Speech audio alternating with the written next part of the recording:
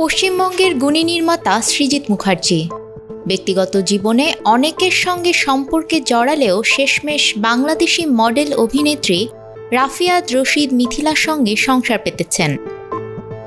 তবে মাঝে মধ্যেই তার পুরনো প্রেমগুলো ঘিরে তৈরি হয় নানান আলোচনা সমালোচনা। অনেকদিন ধরে গুঞ্জন শোনা যাচ্ছে সৃজিতের জীবনে নতুন নারী। ভারতীয় সংবাদ মাধ্যমের এক প্রতিবেদনে উঠে এসেছে এ তথ্য।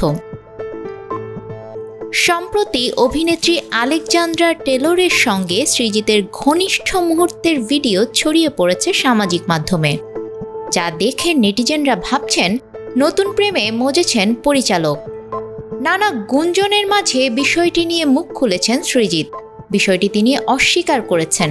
তার কথায়, প্রেম নয়, আলেকজান্দ্রা আমার খুব ভালো বন্ধু ও অসম্ভব শিক্ষিত।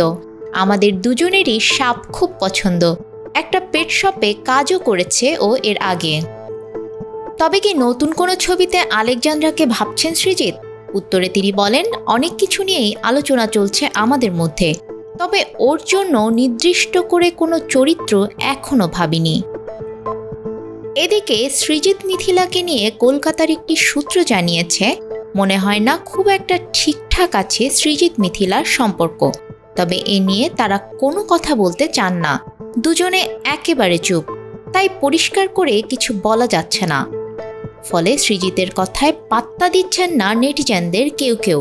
ভাবছেন নিশ্চয়ই আলেকজান্দ্রা টেলরের সঙ্গে ডুবে ডুবে জল খাচ্ছেন পরিচালক। নিউজ ডেস্ক, আমাদের সময়।